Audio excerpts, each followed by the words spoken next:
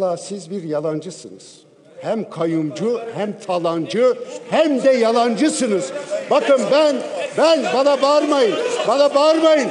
Dönüp diyecek ki cephane var. Dönüp diyecek silah var. Sayın milletvekilleri. Sayın Hakim. Bağırmayın. Sayın Sakık. Bakın. Lütfen sizi temiz bir dile davet ediyorum. Lütfen konuşmanızı tamamlayın.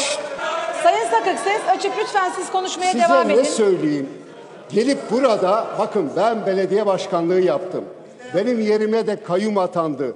Kayyum atandığında başbakan dönüp diyor ki İçişleri Bakanı'na, o kentte huzur var. Ne çatışma var, ne silah var ve büyük bir hizmet var. Ama siz çıkıp diyorsunuz ki cephanelik var, bilmem ne var. Bunun adı yalan değil de nedir? Siz kayyumsunuz değil mi? Şırnak'ta.